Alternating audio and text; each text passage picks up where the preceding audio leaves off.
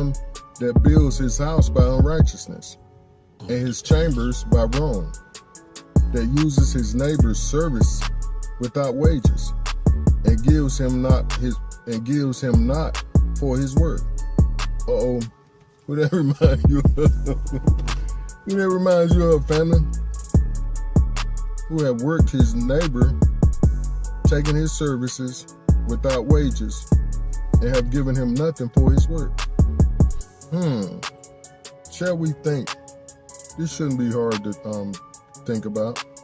Can we say America and its allies and all the nations of the world that has parted the Most High's lands and sent his children into slavery? Yeah, them folk who's being judged right now for it. But we're going to slow walk this thing. And Jeremiah 16, 14, and 15 has the answer. It says the Most High will restore Yasharal.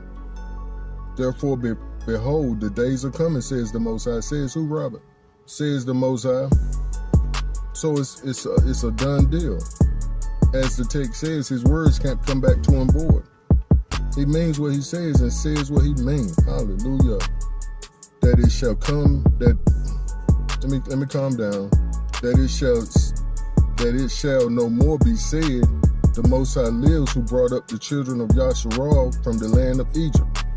But, there's the big but in the room, the Most High lives, who brought up the children of Yasharal from the land of the north and from the lands where he has driven them, all over the four corners of the earth.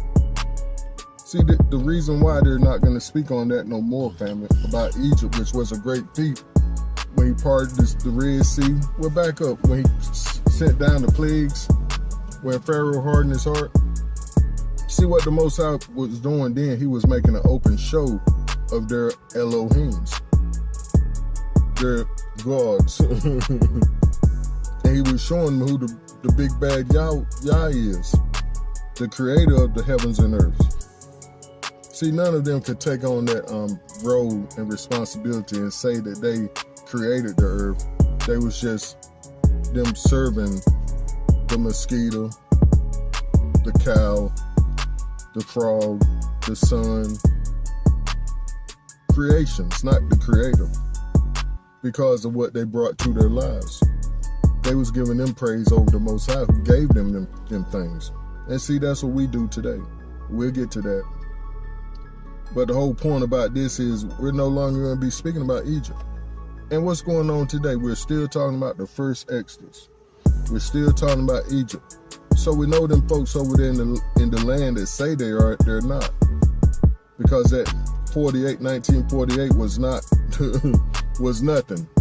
That was something man and Hasatan created and put together. Just like one of the people's families, he said that his family made Israel. They made it. And they did. The fake Israel, the fake Yasharal, they made that little spit place in the desert, which they call Yasharal. They made that little place over there, and they're paying for it now. have been surrounded by all their enemies, and they're about to drop it on them. We're not gonna say that. We don't want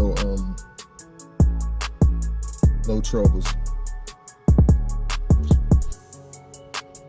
For I will bring them back into their land, which I gave their fathers.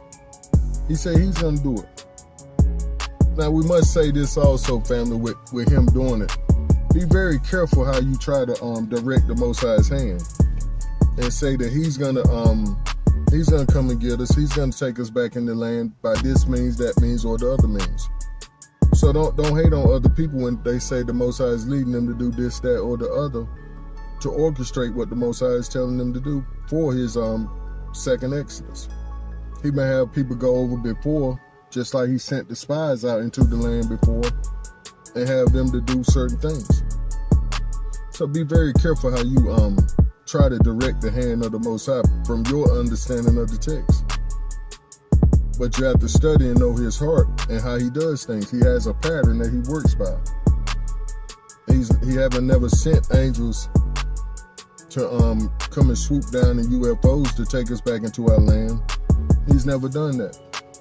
And once they went into the land, they sent out spies.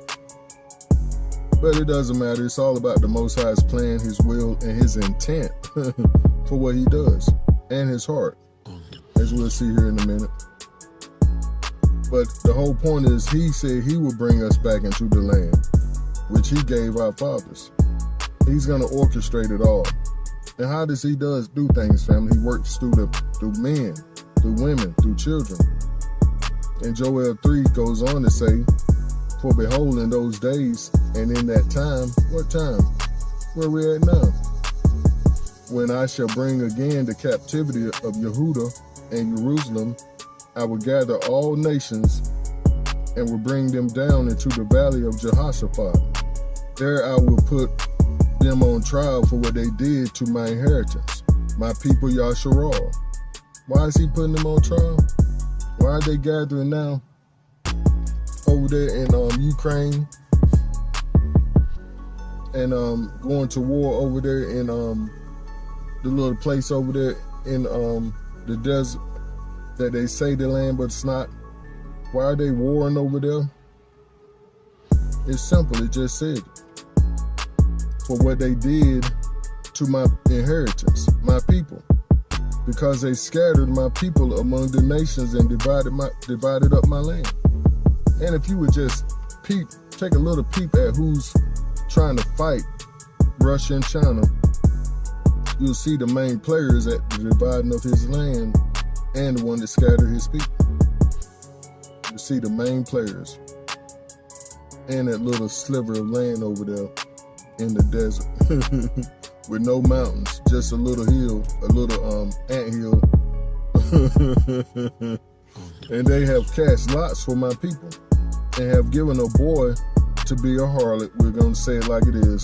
It says giving a boy for a harlot, which is close, to be a little sex slave, pedophiles, even back then, and sold a girl for wine that they might drink. Trifle.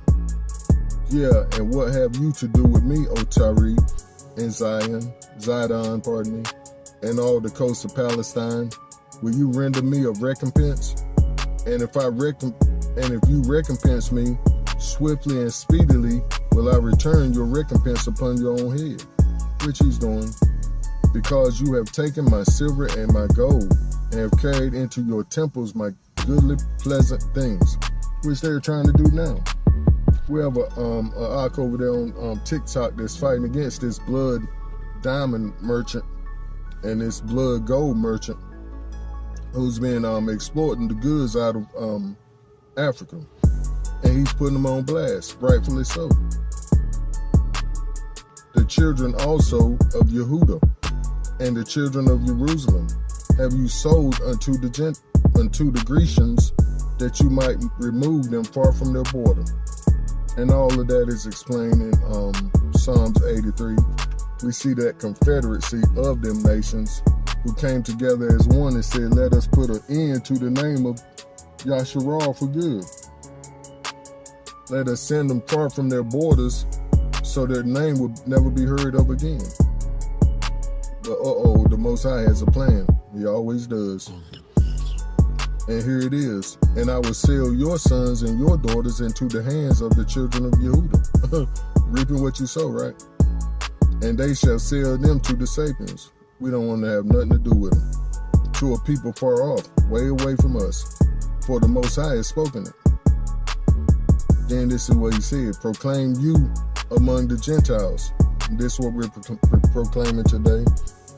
Prepare war. Wake up the mighty men. Let all the men of war draw near. Let them come up. Come on up. Like you say, come on down. You're the next contestant on The Price is Right. The Price is Right. And what is the price, Robert? Let's look at it. Which they have begun gathering since China and Russia have been going into Africa. They've been suiting and booting themselves up because Africa and Russia have been helping Africa secure